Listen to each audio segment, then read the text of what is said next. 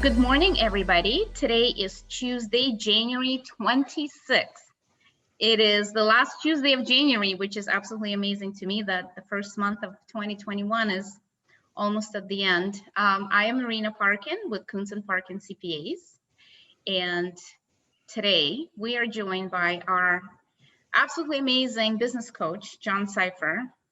John has been instrumental in our business development, and we constantly talk to our clients about him, and we cannot say enough of how much we love working with him and how much difference he has made to our business. So we feel like there's definitely a lot of value in having him present a lot of his ideas to our clients and their friends, and just have this available for everybody to see later. So I will pass this on to John to talk to us about how to start our year off right. Hi, John. Hi, Marina. Thank you. I'll send you the check for that introduction in a minute.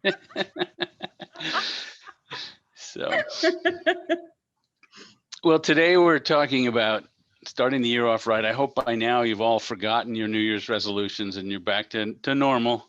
And what's interesting about the year is that the year is just a part of the Earth looping around the sun. So it really doesn't have a beginning. And in America, we typically celebrate it on January 1st. The Jewish New Year's different, the Chinese New Year's different, the Muslim New Year's different. But it's a mental trick because your mind likes to do things with a new start. That's why some things happen on Mondays, on anniversaries, on birthdays. So the New Year's is as good a time as any to get things going right. So we're going to talk about how you can have the kind of year that you want to have. And I just want to thank Joanne and Marina for having me here. My name's John Seiffer. As many of you know, I've been a business owner my entire working life, so I've never had a job, but I've always had businesses. And about 25 years ago, I started helping other business owners learn from the mistakes that I made so they don't have to do that. So this is about things I've learned about goal setting, about starting a year off right, about getting off to a good start. So you know in cartoons, how the pages of a calendar flutter away to show that you're transforming to a different time. So I'd like you to imagine that that's going on right now. And we're going to end up on December 31st, 2021, the end of this year. It's a Friday, so you're probably going to go home early if you even come to work at all. And I want you to be on that day, December 31st, look back at 2021 and say, what a great year it was. We did it. We accomplished something incredible. And I want you to picture in your mind what it is that's going to be an incredible accomplishment for the year. And that brings up the question, what do you want from your business? And most of my clients, I start off with an exercise called 20 questions about the things that you want your business to give you. And they typically fall into one of these four categories. Income, which is money that you earn from the work that you do. Wealth, which is money that earns wealth and income for you. Time, which most business owners want more time away from their business when we start working together, at least. And then fun incorporates a whole raft of things: enjoyment at work, the kinds of challenges and growth that you love to do, the things that you're best at. There's a whole lot of things that are incorporated into fun, and there's other things as well, but these are the four things. And a little tidbit: when I ask clients, how much wealth are we talking about? What do you need to feel completely secure? The number comes back almost always $10 million. So I'll just throw that out for you. But so think about where you want to be at the end of this year and look back and say, yes, we did it. And write down where you want to end up. There's typically three types of goals. They are going from left to right: the roof shot, the moon shot, and the big, hairy, audacious goal, the BHAG. The BHAG was a term that Jim Collins put together in a book called Good to Great. And it's a huge, amazing goal, like when John Kennedy said, we're going to put a man on the moon by the end of the decade and bring him back safely to Earth. Or when Bill Gates said, I want to see a computer on every desk and in every house running Microsoft software. This was before computers were at all available on the desktop. These are big, hairy, audacious goals. The moonshot is a goal that you know how to reach. BHAGs, you don't really even know how to reach when you set them. But a moonshot, you know how to reach. You're not sure if you can get there or not. And the idea is that if you shoot for the moon and you miss, it's okay. You'll still end up in the stars. And then a roof shot is a goal that you actually will reach and can reach, and there's no excuse for not reaching it. What's interesting is that most people are inspired by roof shots more so than the others. Many times people have a moon shot and they don't reach it, and some people get discouraged that way. So it's up to you to work with your people and your mentality and your desire for which kind of goal that you want. And just because you have a roof shot doesn't mean you can't exceed it and maybe end up in the next neighborhood's roof, whatever. But the point is, whatever your goals are, you have to be clear about what they look like so that you'll know if you've arrived. So many times with numerical goals, this is very easy. We want to hit certain sales numbers, we want to have a certain number of employees, et cetera. With qualitative goals, it's a little trickier, but it still should be something that you write down and describe in a way that you'll know and you'll recognize if you've achieved it or not. So that's your first thing for today. Write these goals down. And then think about, there's a saying, if you keep on doing what you've always done, you'll keep on getting what you've always gotten. Well, maybe if you don't set any goals, if you don't change anything big, you'll end up where you want to be. And so my question is that bad? It might be bad, it might not. Maybe you'll need to really do something very different to achieve your goals, and maybe you won't. If you won't, then if you're happy where you're headed, then I would say have a party. Don't worry about a plan. This is a picture of a party from, I think, the 1940s, and I can't figure out why there's a nurse in the background giving out food, but hey, I guess that's what they did back then. But my point to you is, look, if you're on the right track and you're going to get there anyway, you don't need to do a whole plan. On the other hand, most of us say, you know what? I really need to goose things up a little bit. I really need to move in a direction to really get where I want to get to. So now that you know where you want to end up, what I'd like you to do is take the same metric, the same thing that you're going to track, and figure out where are you now. So write down, if it's sales numbers where you want to end up, where are you now? If it's some qualitative assessment of, say, customer service levels or employee morale, describe it as it is today compared to where you want it to be at the end of the year. And when you have that, you'll have a starting point and you'll have an ending point. And then the trick is, what do you do with all those little boxes and circles in between? And that's what we're going to get to today. I'm going to give you a number of tools that you can use. They won't all be applicable to everybody, but these ideas will give you some ways to say, oh, I need to use this tool, I need to use that tool, and here's how to do it. And I always like to start off these talks by saying, here's how to take notes. Don't write down what you say, see, or hear. I'll be happy to send you a copy of this deck. This is being recorded, so you can get a copy of it. But write down the things that you'll do. And you should have a CEO notebook, or I use OneNote. It's an electronic notebook, or a physical notebook, whatever works for you. But write down the things that pop into your mind as we're talking today about what you'll do differently, because that's what's going to help you accomplish a goal that you wouldn't have accomplished otherwise. So our first tool is called T-sheet. And you take a piece of paper, you make a T, you write a line down the middle and a line across the top, and your goal that you wrote down for December 31st goes in the top bucket. Then on the left side, you write down all the reasons why it might not work. You become the devil's advocate, which is actually a term I believe started by the Catholic Church for when they want somebody to become a saint. They assign somebody else to be the devil's advocate and say, why shouldn't that happen? In the military, it's called the red team.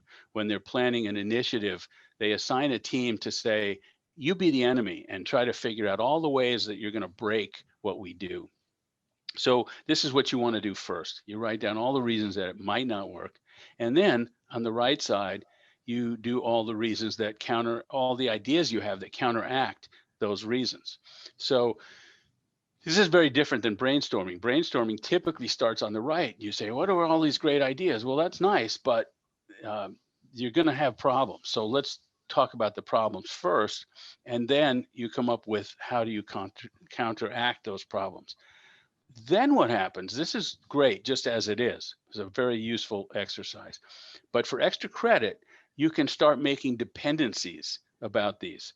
So here's what I mean. Suppose your goal is, this is a very high level, simple example, but suppose your goal is a certain number of dollar amount of sales that you want to hit. And here are the reasons that it might not work. You don't have enough time to sell. You don't have a good sales process. You don't have enough salespeople, et cetera, et cetera. Then on the other side, you say, well, we need a new salesperson. We need to document our sales process. We need sales training. So there's all these ideas over here. And as you start to put those together, you realize we better develop our sales process before we hire a new salesperson. And then we have to hire somebody, obviously, before we train them. So that now becomes, those dependencies show you where to start first. So that's the additional power of the T-sheet. The next tool is pick a theme for the year. And 2021 in the Chinese New Year is the year of the ox. It actually doesn't start till February. Currently, we're in the year of the rat, so I didn't want to put the rat up on this one. I figured we'll go with the ox. Pick a theme and decide what that means for your year. So this may be the year of increased profit. This may be the year of increased revenue. This may be a year of customer service, of productivity, whatever is your theme. Then as you go through the year, you will use that as a filter for all of your major decisions. So let's say this is the year of customer service. Well, we're looking at upgrading some computer thing. Will that help our customer service? If it will, fits right into the year. If it won't, maybe it's something you want to put off for the next year. And these themes, you don't have to do it for the entire year. You might accomplish your theme in the first 6 months, so you can switch to the second half and have a different theme for that, or a different theme perhaps for the quarter, depending on how fast your company moves. So that's a second tool. The next tool is related to that, which is called systems and not goals. If you set a goal tends to be, like I said, numeric. But a system is something that you do repeatedly, regardless of the numbers. So for example, if you want to lose weight, you pick if you want to do a goal, you pick a number and you say, I want to weigh this much by this time, or I want to lose this many pounds, etc. But a system would be, I'm going to exercise a certain amount every week. I'm going to eat healthy all the time. And I'm going to do that regardless of what my weight does. And in some ways, systems can be useful instead of goals. This was attributed to, I'm sure he wasn't the first one to do it, but it's attributed to Jerry Seinfeld, who actually, when he started in stand-up, realized that the most important thing for his success was to write every day. So that was his system. His goal wasn't to say, I need to have a certain number of jokes, or I need to do a certain number of performances, but I need to write every day. That was his system. And what he did was he took a calendar, and every day that he wrote, he put a little X in it. And it became this mantra of don't break the chain. So he's got so many X's, and he looks at it every day and says, oh, got to do that thing today so I can put my X in. So that's another tool of not breaking the chain, using systems instead of goals. On the other hand, many times people have goals. So when you have a goal, then you develop a plan. So you do what Stephen Covey said, which is start with the end in mind. And you describe your goal. This is what I had you do at the beginning, where you look back at December 31st, look back at the year and say, here's where I want to be.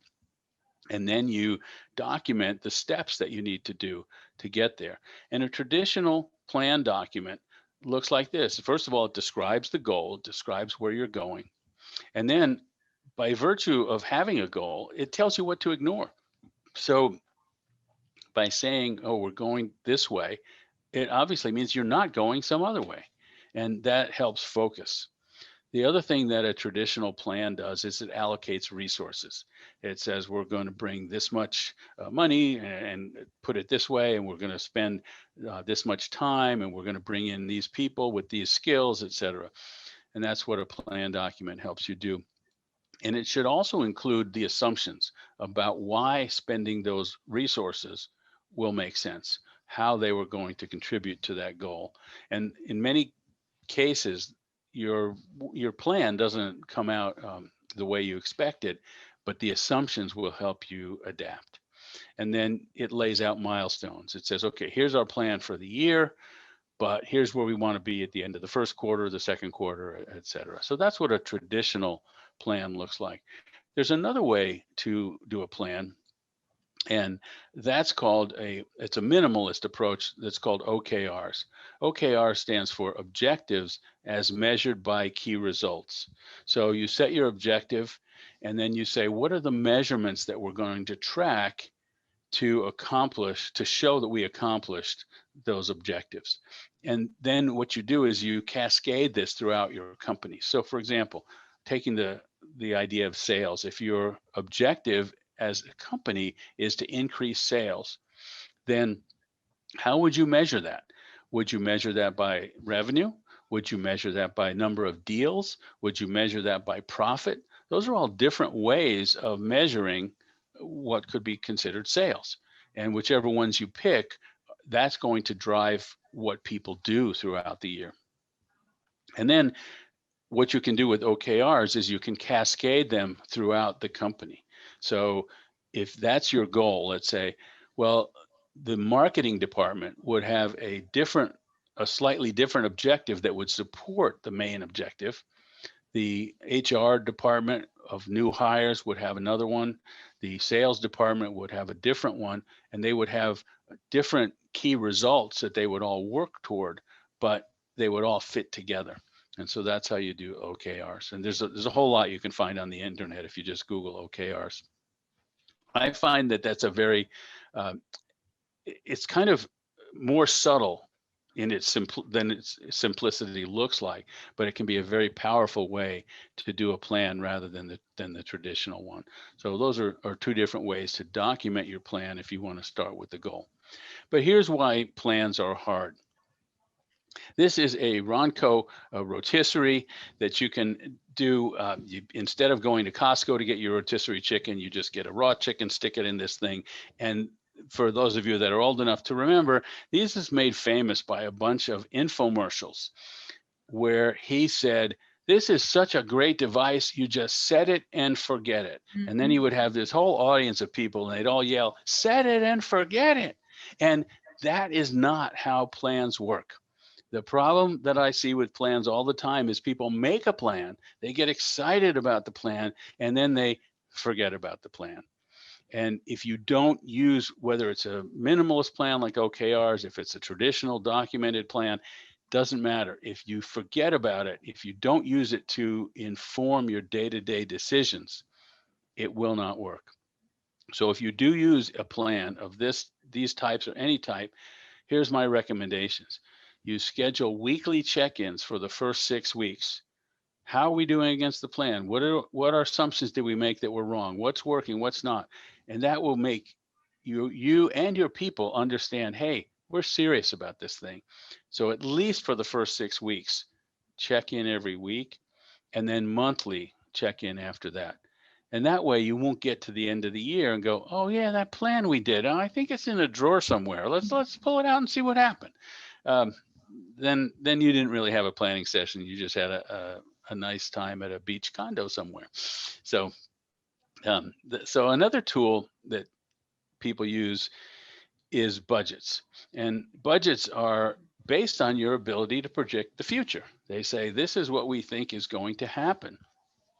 I was talking with a client the other day and he said, we just moved a bunch of money from this budget category to this other budget category. And I said, you're treating that like the budget is a bank account, like it's actual real money. It's not. It's just your projection of where you think the future is going, and which is useful, but don't treat it like it's real money. It's about your assumptions.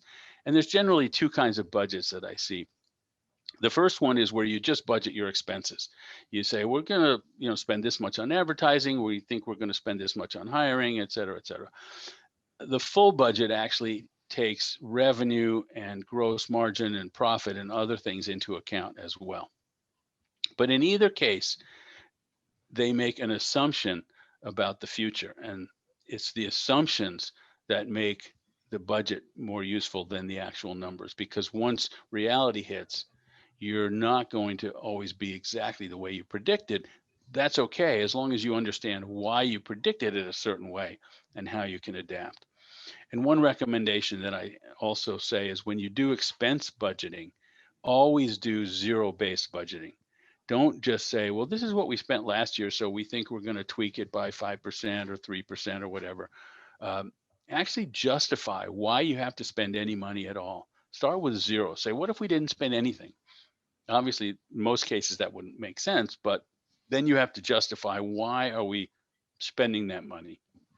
So that's my take on budgets. And now I want to end up with my favorite tool, which is called the time skeleton. And the time skeleton is based on two ideas. And here's idea number one. How many people here, raise your hand if you have less money than Jeff Bezos? I guess I should actually use Elon Musk now, because he's now the richest man in the world. But every time I ask this, all the hands go up. Well, all that means is I've never asked this when Jeff Bezos was in the room. But then I asked the second question, who has less time than Bezos? And all the hands come down. Nobody has any less time, any more time. We all have the same 24 hours in the day. So idea number one is that time is the most valuable thing you have. And that leads into idea number two, which is this chart. This chart is called the Eisenhower matrix. It was developed by, I think at the time he was General Eisenhower, later became President Eisenhower. It's popularized by Stephen Covey in a couple of his books. And what it says is that all the things that you spend time on, they are either urgent and important, that's quadrant one, in the top left, or they're not urgent, but they're important, that's quadrant two, or they're urgent, but not that important, or they're neither, and that's quadrant four. And I define urgent as who sets the deadline. If somebody else set the deadline, then it's probably in the urgent category. And if you set the deadline, then maybe it's not urgent. The trick is to put your CEO time in the second category, where you dedicate time to things that are not urgent, but very important. Don't let the urgent drive everything you do. The paradox of this is the more time you spend in quadrant two, the less time you generally need to spend in quadrant one, unless you run a firehouse or an emergency department at a hospital or something that is designed to serve emergencies. But generally, your quadrant two time lessens the urgency of quadrant one time. So idea number two is spend that time, which is your most valuable thing. Remember from idea number one, spend it in quadrant two. And the tool to do this is called a time skeleton. And I have a handout here of the chart for 2021, where it blocks out every day and it blocks out the holidays. And then there's a column on the right for what you want to accomplish in your CEO time during that month. And the way you use this time skeleton is you first go through and you block out all the commitments that you can't move, vacations, conferences, other things that you have to do. Then you go through again and you block out your CEO time. This is quadrant two. It's important, but it's not urgent. So you have to block it out. Then you block out time to be a manager of your company, to manage your people. And then you block out if you do actual work for your clients or you do actual sales. That's the thing you block out least. And then you transfer all of this stuff into your regular calendar, except for the green columns, obviously. But here's why it's called the time skeleton, because it's not the things, it's not everything that you do. It's not your flesh and blood. It's not your clothes. It's not all that other stuff that people see, but it's the skeleton on which all that other stuff hangs. And so you do that first so that the important stuff gets put into your calendar. So just to summarize where we're at to start this year, this is some of the tools that we've gone over: goals, T-sheets, a theme, systems, goal planning, budgets, CEO time. And I put that one in red because that's really the most important. If you do that one first, then you can block out the others. And I recommend you do at least 2 hours a week of CEO time, and then the time skeleton. So I've got some handouts for a couple of these. And like I said, these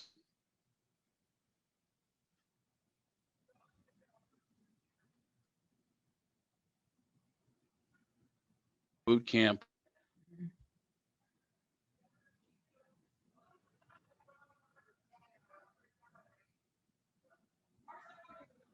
And I'll turn it over to Marina and we can do Q&A. Question, John. Yes. How many goals is reasonable?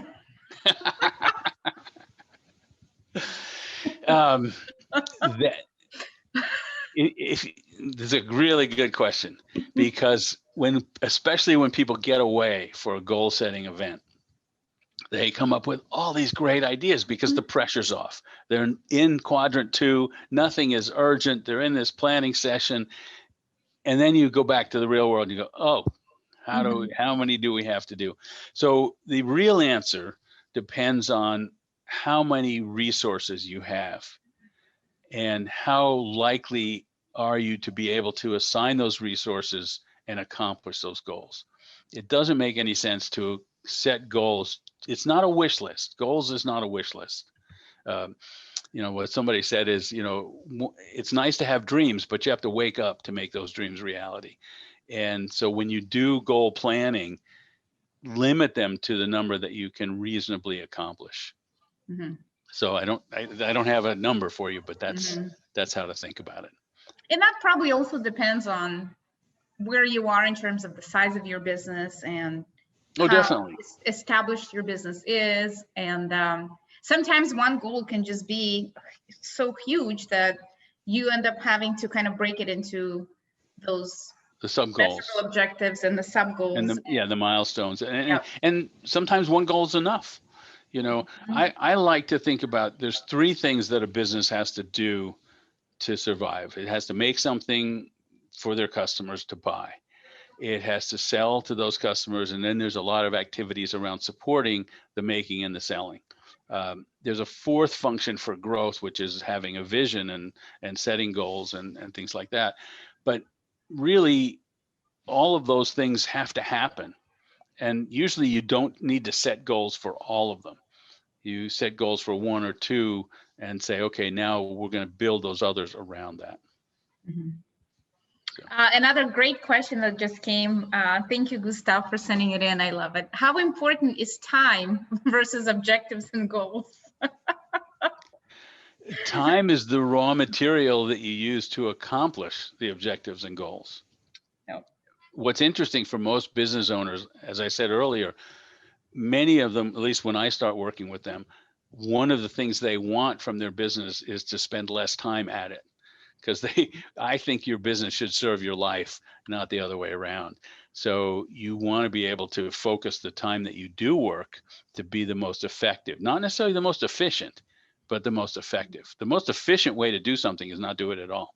And so there's a lot of things we can eliminate. And then we say, okay, what's really effective for what we want to accomplish? Well, and back to that quadrant of urgent and important, and I think I remember reading about this, and it said that most people spend most of the time in that 4th quadrant, the not urgent, not important. Yeah, well, that's the most mentally, the least stressful anyway. Absolutely right. And then you end up with the urgent, not important, which is the email mountain, which is, kind of the bane of everybody's existence. It's the email. And just like you told me, John, well, email is a tool. It's a tool of what are you doing with that email? You're either managing people or you're doing work by talking to a client about a project, so you can't look at email like, oh my God, it's email. It's a tool for you to do whatever thing. So you don't have to feel like when you are cleaning the email that you are not doing anything. If this is your time to work, then the email that's work related is in your work time. Yeah. And then the emails relating to managing your staff is in that manager time block that you've allocated. But it's just really easy because so much stuff comes at us so quickly. And something interesting about the urgent side of that chart is that in some ways, the urgent stuff, as frustrating as it is, it's I don't want to say relaxing, but it makes your decisions easier. If your house was on fire right now, you would know exactly what to do. Get the hell out. That's it. You don't have to make any decisions about this, that, and the other thing.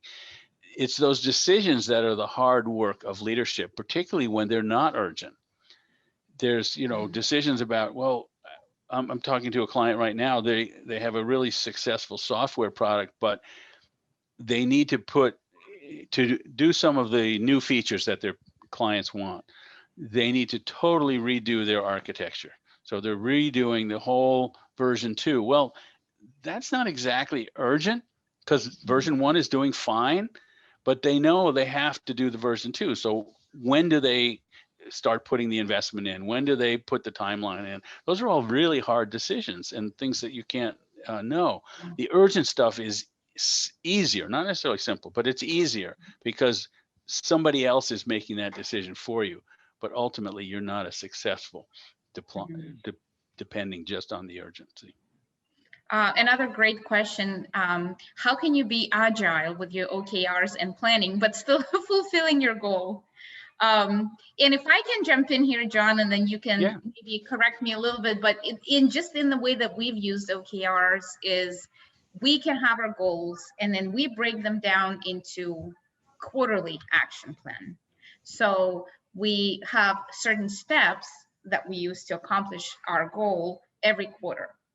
Then as part of these steps, we put in OKRs in place. So if I do something, then I measure it, that gets me that step closer to the goal. And every quarter, so what we do is we do quarterly meetings, and then every 2 weeks we have a check-in to see how we're moving on all of these OKRs. So at the end of the quarter, we're going to say, in this quarter action plan, the pieces that move us towards the goal, did they get accomplished, and did we get that stuff done?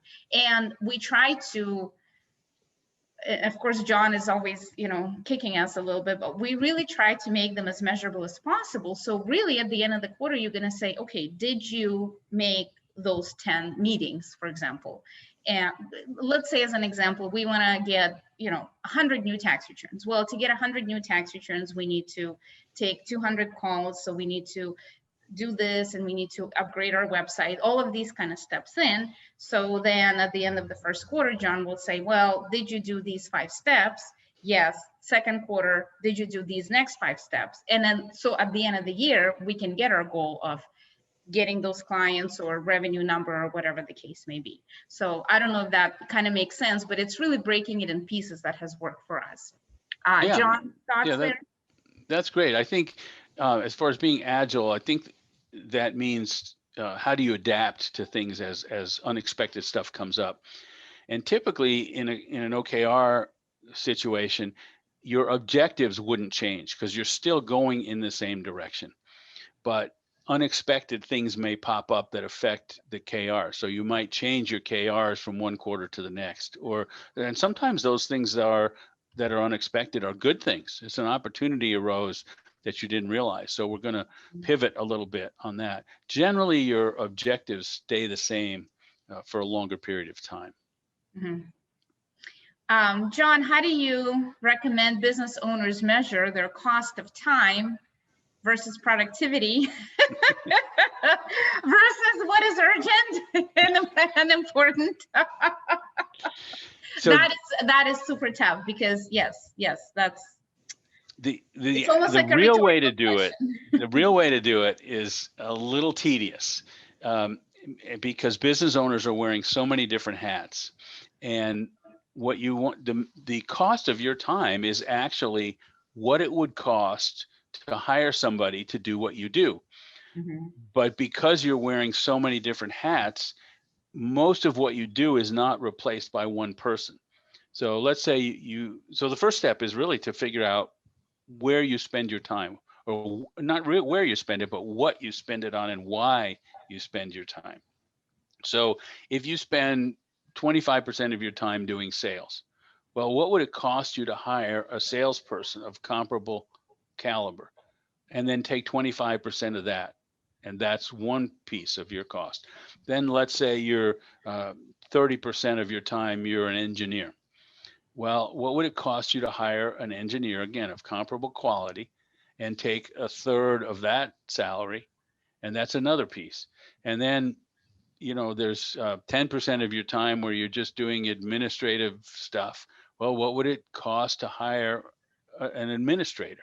Mhm. And work that out. That's actually how you figure out the cost of your time. And when you do that, the next step is to say, okay, let's get rid of the simple stuff that's cheap to hire. The more expensive stuff often requires getting your company to the next level of sales and profitability before you can even afford to do that. But it's worth it. Mhm. What really helped me, John, and I'm not saying I'm great at it, but it really opened my eyes, is to do the time matrix, Yeah. which is to write down what is your A time, what is your B time, C time, and D time.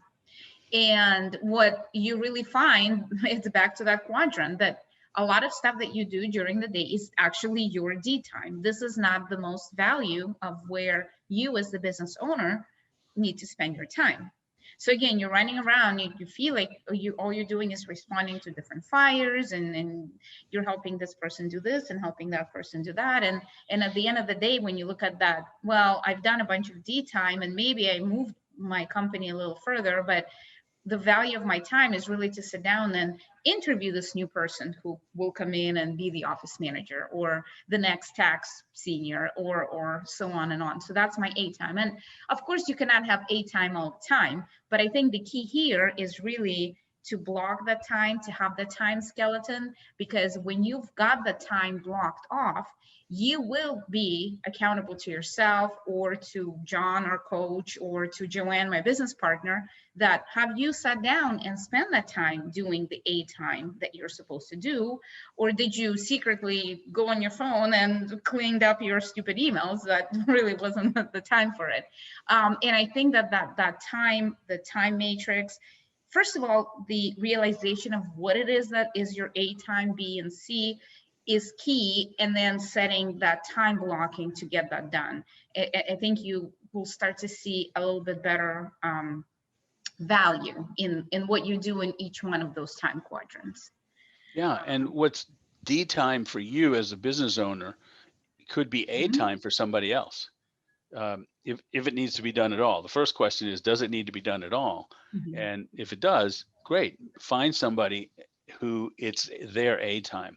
Mm-hmm. I learned this technique with a guy who has revamped some of the ways his medical profession serves their patients. And he has a saying called, everybody serves at the top of their game. Mm-hmm. And in the medical world, that's kind of easy because there's licensing involved. And so a medical doctor has certain things that they are licensed to do that a nurse practitioner is not licensed to do. And the nurse practitioner is licensed to do certain things that an RN is licensed to do, is not licensed to do, et cetera. So this guy's point was, a doctor should not do anything that a nurse practitioner is legally and licensing allowed to do. And a nurse practitioner shouldn't do anything that an RN is allowed to do. So basically everybody plays at the top of their game. In most businesses, you don't have that licensure to do that enforcing for you. But as a business owner, you can set those things in place and do it the same way. It is the hardest thing, the giving up of the control, especially when you used to be the one that did everything. This is one of the issues that I personally have. When Joanne and I started our CPA firm, I was the one who took those first initial phone calls for the tax people. I scanned their information and I did the tax return. I delivered it. I explained, I did all that, collected the payment. And so I was that one-man band that I love that picture that you, John, always post. That felt like it was me. And when you start to grow and then you start to hire people to put in those in the place, it's really, really difficult to say, okay, well, it's just faster for me to do it. I will just do it. It's quick. But then you really sit down and you say, well, this is not my A time now. It used to be my A time when it was just me, but Right. now that's no longer my A time. Now my A time will be to review the tax return and sit down with a client and do the tax strategy. And maybe as you move on, it will be doing just the strategy only, and so on and on. But it's really, really difficult, the control issue, especially you've got that founder thing when you know you're the only one who can do it right. That's a tough, I think, threshold to cross with the small business owners. It is. And part of the reason is because most of us entrepreneurs are intuitive and not procedural people. So we tend to be like the chef that makes really good food but doesn't follow a recipe. Well, yeah, nobody else can do that. So take that intuition and that experience and that wisdom and put it into a dang recipe so that somebody else can do at least the beginning parts of it. And that's it. Once you have that, it's easier to give control, because now you say, oh, this person just has to follow the recipe. We know what good service looks like. We know what quality results look like. And as long as we can trust that they're following the recipe, we know that we're going to give the same quality of service to all of our clients, no matter who's doing which part. And that's why it's hard to give up control, because of that intuition versus the process. Mm-hmm. And I think that to bring it back into that whole goal setting, I think that you may have a goal, but I think that when you try to break it down into the OKR or the steps or just the behavior of, for example, I am now going to forward my emails to my staff to answer instead of answering them myself. It's one step to get me to this result, which is going to ultimately get me to this goal. So Right. I can set a goal and I'm going to say, I'm going to make $1 million. And then immediately after I set that goal, I'm going to go back to my email and climb the email mountain all day. It's not going to get me there. But what's going to get me there is if I put the A time, if I focus on the clients, if I focus on the work that I'm doing, if I focus on making sure that everybody plays at the top of their game in my firm, and start to allocate work properly and on and on. So it's like these little steps, it's like the behavior steps have to come in place. And I always have to keep my eye, on that goal to say, this is going to get me there because this is going to get me here, which is going to get me there on that. So you kind of have to have that bigger vision, but you need to have that behavioral thing like Jerry Seinfeld and say, you can break the chain. You have to, I know it's easier and whatnot, but I'm going to force myself to sit down and do it and hold myself to it. Yeah. There's a real shift between what I call a stage 1 company and a stage 2 company. And that is, in a stage 1 company, it's usually the founder, and the person at the top is very focused on client-facing activities. They are doing a lot of the selling. They are doing a lot of the making, providing the value that customers pay for. They have employees, but the employees basically help them do that customer-facing stuff. Those companies generally max out at around 10 to 20 employees, maybe 15. And they also max out in terms of the amount of money that a business owner can make. Except for exceptional in certain professions, it's more if you're like a rock star or a neurosurgeon or something, it's way more. But generally, it's around $100,000 to $200,000 a year. When you grow a company bigger than that, in terms of either revenue, profit, or number of people, what happens is the person at the top now has people that do the customer facing stuff. They have salespeople, they have people that do the making and stuff, and they are now focused internally, building the systems, doing the work of training other people, hiring other people, taking that wisdom and knowledge and making it into a process. That's a very different activity than the stuff you used to do with customers. And some people don't want to grow. I've had clients that said, I just want to stay as a stage 1 company. Well, then my advice is great. Be really good at what you do, charge at the high end of the market, and get some good support people to help you, and then have fun. But if you want to grow bigger than that, you're going to have to shift your focus to more internal parts of building the organization. A great question just came in, John. This is also amazing. To get these different steps going as a business owner, who would be the most important person to get help from to kickstart this in motion? Well, I have to say it's a business coach. It is definitely a business coach. Somebody we owe that person $20. But it can be a mentor. It can be another advisor. It's somebody that can help take your company from a great phrase somebody said was moving it from people to process. So moving it from depending on good people to a process where you can take normal people, and they don't have to be superstars, but they can perform like superstars because they're following your process. And that has to happen in all the different parts: the making, the selling, the support, and the vision.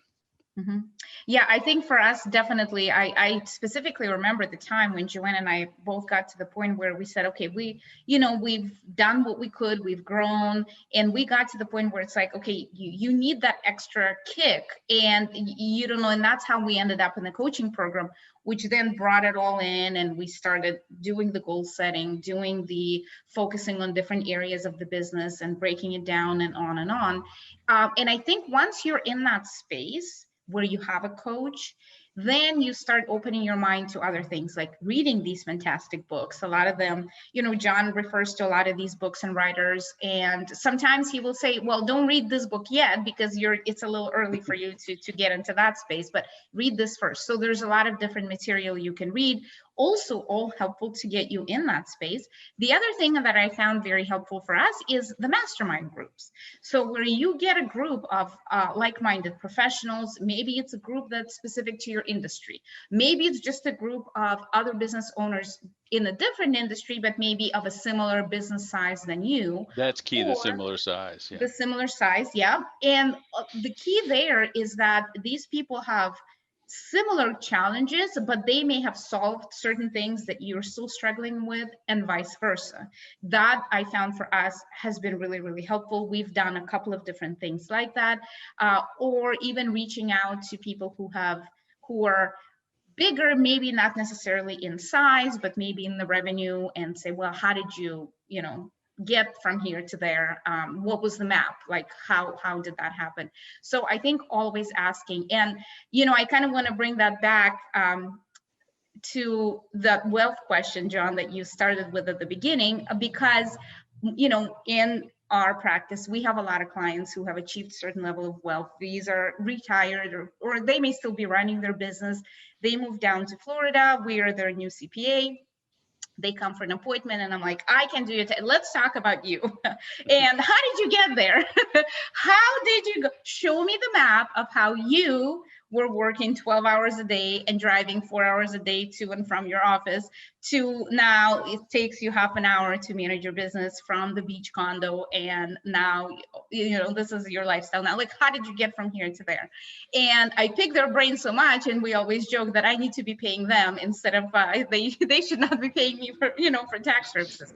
But it's very interesting to me because we see people from all over different industries, different size of the companies, different stages on somebody's still involved at that, CEO level, or maybe they're on the board of their company, or they just completely sold off and they don't want to do anything, and now they're doing is managing their real estate. So it's amazing to me, and I'm always curious because we're kind of on the path to say what.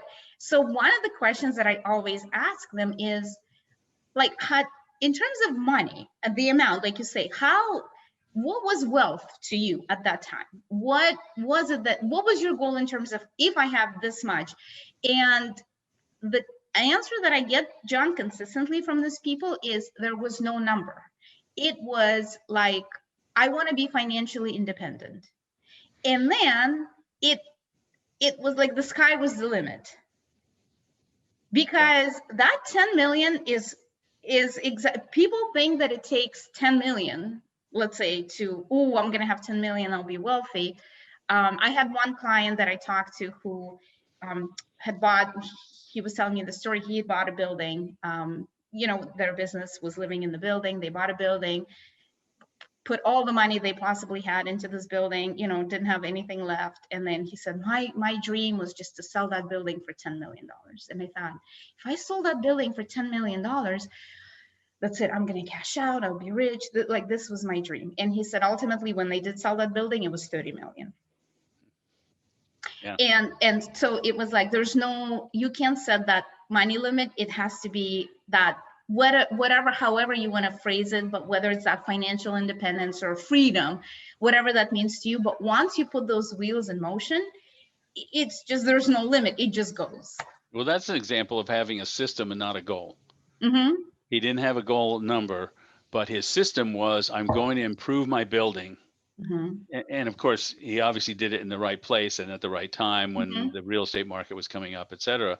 And so that is true of systems. If you put the systems in place and operate profitably, you can surpass a lot of times the goals. Mm-hmm. But the thing that you said earlier is, Michael Gerber wrote the book called The E-Myth that everybody's familiar with. And he coined this expression, work on your business, not in your business. And everybody reads that and goes, yeah, what a great idea. Yeah.